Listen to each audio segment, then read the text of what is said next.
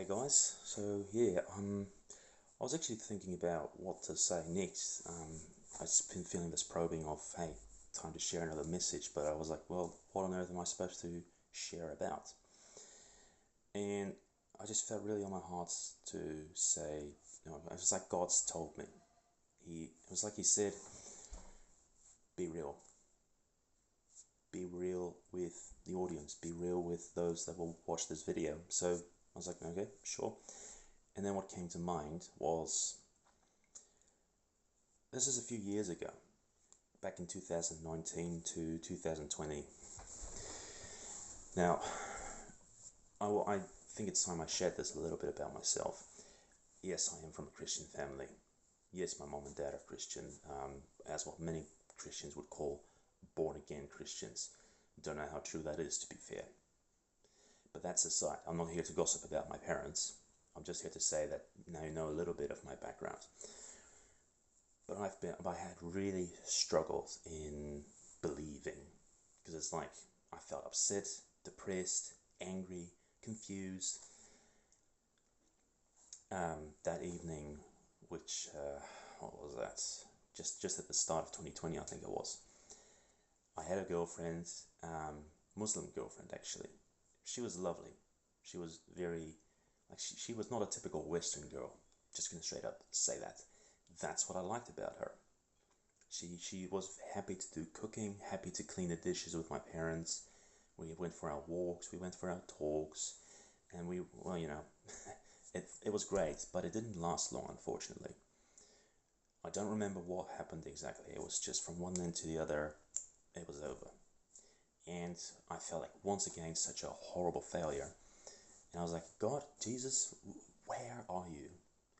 What do you want with me if I can't even sort out a family?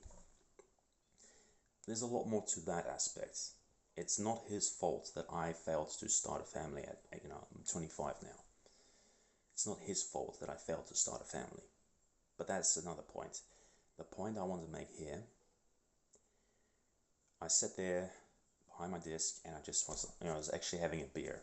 I don't usually even do that. I was just so I had the beer and I said, you know what, Jesus, if you're even out there, if you even care to hear this message of mine, I know you say that you despise lukewarm characters. You say, I wish you were hot or cold, but because you are lukewarm, I will vomit you out.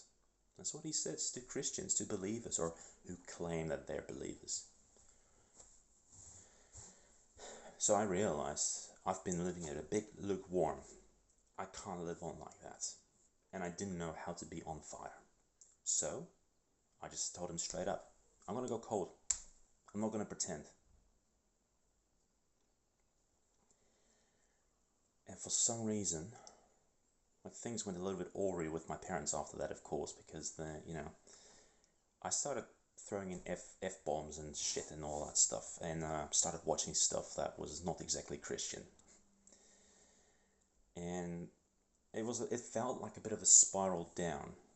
But looking back, saying that to God, to Jesus, was the best decision in a long time. And the weird thing is, after that, that's when I get to Wellington and I did some personal training course there. What happened then was I ended up in a Christian flat. Did not go well. I had a meltdown, fell on the floor. I lay there for 1 hour before they took action, or before the ambulance came, basically, and got me to the hospital. And then the next morning, I realized that not only did that happen, but they kicked me out. This Christian flat that was supposed to, love your neighbor as yourself, look after your fellow human, they decided to kick me out. I'm sure they've had their reasons, but that's between them and God. From my perspective, that was not Christian or biblical at all.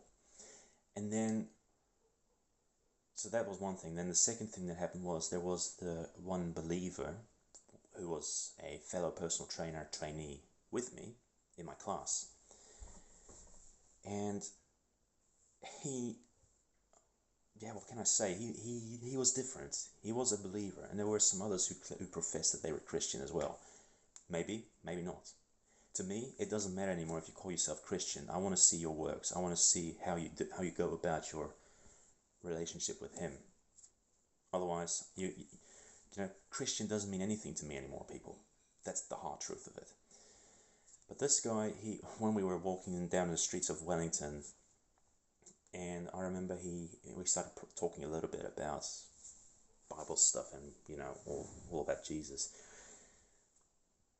and he straight up said, well, he basically told me like, hey, you could be I think he said a preacher or something like that, and I'm like, right, if you know what I mean. I don't know if that's what God has in store for me or not. I don't really care. If He wants me to do that, I know He'll lead me to that. But the weird thing was, this guy was straight up about his faith, and he just radiated differently. A little bit later, I ended up in a little, no, it wasn't quite a cottage, but like a little shed out in the back, where it was very nicely furnished with a shower, toilet, and a bed with heating, you name it. And that family was atheist, and they treated me like I was one of them. Like, I don't know if that was just their business in intuition or whatever, but they treated me better than most people had treated me in a long time. It was weird. Sorry. Not to mention that made me all the more confused, because I was like, God, how do these non-believers, these atheists, basically treat me like the Good Samaritan, when those who profess to believe in you wanted to get rid of me? What is this? So what happens? I started to be more real with Him. I started to ask the questions. I started to share my confusion, my frustration. In fact, it went so real with Him that if I said fuck or shit or damn it, I just said that. But I was open to His correction.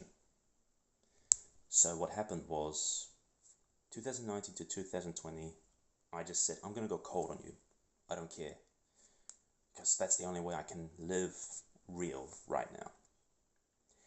And looking back, I now understand what Jesus would have been saying. He would have been saying like, finally, you're being real with me. So whether you believe in Jesus or not, doesn't matter. What is your relationship with Him? That's what matters. So yeah, I hope this little story helped someone out there.